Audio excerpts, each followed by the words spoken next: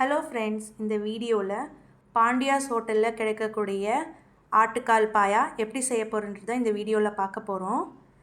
இந்த ஆட்டுக்கால் பாயா ரெசிபி பார்த்திங்கன்னா முக்கியமாக மூட்டு வலி உள்ளவங்க இந்த ரெசிபியை செஞ்சு தொடர்ந்து சாப்பிட்டுட்டு வந்தால் அவங்களுக்கு சீக்கிரமாக குணமாயிடும். ஸோ மூட்டு வலியில் பசை இல்லைன்னா அந்த பசை நல்லா சீக்கிரமாக சேரும். ஸோ அதனால் இந்த ரெசிபி எப்படி செய்யலான்னு பார்க்கலாம். முதல்ல குக்கரில் ஒரு 2 ஆட்டுக்கால் இப்படி நல்லா சுத்தம் பண்ணி எடுத்து வச்சுருக்கேன். நீங்கள் வாங்கும்போதே கடையில் அவங்ககிட்ட சொன்னிங்கன்னா அவங்க நல்லா நெருப்பில் சூட்டு காட்டி அதை நல்லா க்ளீன் பண்ணி உங்களுக்கு ரெடிமேடாக கொடுத்துருவாங்க. இப்போ இந்த குக்கரில் ஒரு பெரிய சைஸு வெங்காயமும் ஒரு தக்காளியை அப்புறம் 1 டேபிள் ஸ்பூன் இஞ்சி பூண்டு பேஸ்ட்டும் இதில் போட்டுட்டு நான் அதுக்கு மேலே 1 டேபிள் ஸ்பூன் மஞ்சள் தூளும் ஒரு கொத்து கருவேப்பிலையும்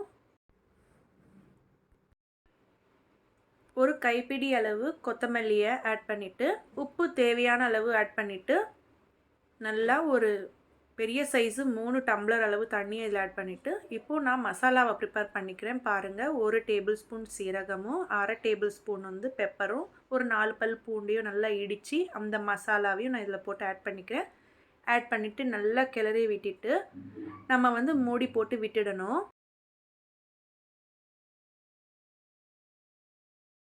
இது நல்லா ஒரு 10 விசில் வந்ததுக்கப்புறம் நம்ம ஓப்பன் பண்ணி பார்த்திங்கன்னா மட்டன் எல்லாமே நல்லா குக் ஆகிருக்கும்.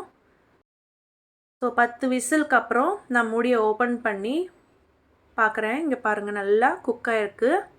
இப்போது இந்த குக் பண்ண மட்டனை அப்படியே ஒரு ஓரமாக எடுத்து வச்சுட்டு இதுக்கு அடுத்தபடியாக ஒரு கடாயில் தேவையான அளவு ஆயில் ஆட் பண்ணிவிட்டு அதில் பிரியாணி இலை ஒரு 2, ஒரு ஏலக்காய், ஒரு 4 லவங்கம், பட்டை இதெல்லாமே எடுத்து இந்த சூடான எண்ணெயில் போட்டுட்டு ஜஸ்ட் ஒரு 10 செகண்ட் அப்படியே வாட்டி அதுக்கு மேலே 4 பெரிய சைஸ் வெங்காயம் பொடி பொடியாக நறுக்கி இதில் நம்ம போட்டு நல்லா ஃப்ரை பண்ணிக்கணும். ஸோ இதை நீங்கள் ஒரு மீடியம் ஃப்ளேமில் வச்சு ஸ்லோவாக நல்லா குக் பண்ணிக்கலாம். இதுக்கு மேலே நான் ஒரு 2 பெரிய சைஸ் தக்காளியை இதில் போட்டு நல்லா அதையும் சாஃப்டாக வர வரையிலும் நல்லா வதக்கிக்கணும். இதுக்கு மேலே 1 டேபிள் ஸ்பூன் நல்லா இஞ்சி பூண்டு விழுதை இதில் ஆட் பண்ணிக்கிறேன்.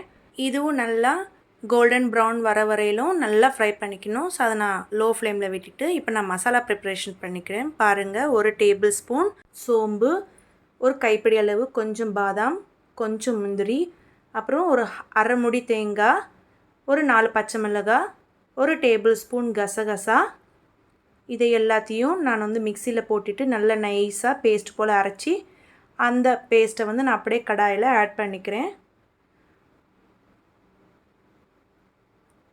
ஆட் பண்ணதுக்கப்புறம் இது நல்லா தீஞ்சிடாமல் நம்ம கிளறிக்கிட்டே இருக்கணும். ஸோ கிளறும்போது பார்த்திங்கன்னா உங்களுக்கு நல்லா ஒரு க்ரீமி கன்சிஸ்டன்சி அளவில் நல்லா தெரியும். ஸோ இது நம்மளுக்கு நம்ம குக் பண்ணி வச்சுருக்க அந்த மட்டன் சரியாக ஈக்குவலாக இருக்கணும்னா கொஞ்சம் நம்ம தண்ணியையும் கூட நீங்கள் ஆட் பண்ணிக்கலாம். இப்போ இதுக்கு மேலே நான் 1 tablespoon red chilli powder, 1 tablespoon டர்மரிக்கு மஞ்சள் தூளியும் ஆட் பண்ணிவிட்டு நல்லா கிளறி விட்டுடுறேன். நான் குக் பண்ணி வச்சுருந்த அந்த மட்டனை நான் இதில் ஆட் பண்ணிவிட்டு அதை நல்லா மசாலாவோடு நல்லா கிளறி விட்டுடுறேன். இப்படி கிளறி விடும்போது பார்த்திங்கன்னா மசாலா எல்லாமே நல்லா ஒன்றோட ஒன்றா நல்லா மிக்ஸ் ஆகிடும். இப்படி நல்லா கிளறி விட்டுட்டு நான் ஒரு 20 நிமிஷம் வரையிலும் மூடி போட்டு விட்டுடுறேன். அப்போ தான் நல்லா எண்ணெய் தனியாக அந்த மட்டன் மசாலா எல்லாமே நல்லா குக் ஆகிருக்கும். ஒரு 20 நிமிஷம் கழித்து ஓப்பன் பண்ணி பார்த்திங்கன்னா பாருங்கள், எண்ணெய் தனியாக பிரிஞ்சு மேலே தனியாக மிதக்கும். ஸோ அதை வச்சே நம்ம தெரிஞ்சுக்கலாம் இது நல்லா குக் ஆகிடுச்சின்னு. பாருங்கள், எந்த அளவுக்கு நல்லா எண்ணெய் நல்லா தனியாக வெளியே வந்திருக்கு. இதுவே நீங்கள் இன்னும் குக்கரில் போட்டு குக் பண்ணிங்கன்னா உங்களுக்கு நல்லா தெரியும். ஸோ இப்போ நான் ஸ்டவ் ஆஃப் பண்ணிவிட்டு நறுக்கின அந்த கொத்தமல்லியை மேலே அப்படி லேசாக தூவி நான் ஒரு பாத்திரத்தில் அப்படியே ட்ரான்ஸ்ஃபர் பண்ணிக்கிறேன். இந்த ரெசிபியை நீங்கள் ஒரு இட்லியோடையோ இல்லை தோசையோடையோ மார்னிங் டிஃபனாகவும் இல்லைன்னா நீங்கள் ஒரு ரைஸ்லேயோ இல்லை நானோடையோ வச்சு சாப்பிட்டிங்கன்னா அவ்வளவு சூப்பராக டேஸ்ட்டாக இருக்கும். இந்த ரெசிபி உங்களுக்கு ரொம்ப பிடிச்சிருந்தா மறக்காமல் சப்ஸ்கிரைப் பண்ணுங்கள், லைக் பண்ணுங்கள், ஷேர் பண்ணுங்கள். அண்ட் தேங்க்ஸ் ஃபார் வாட்சிங். Take care. பாய்.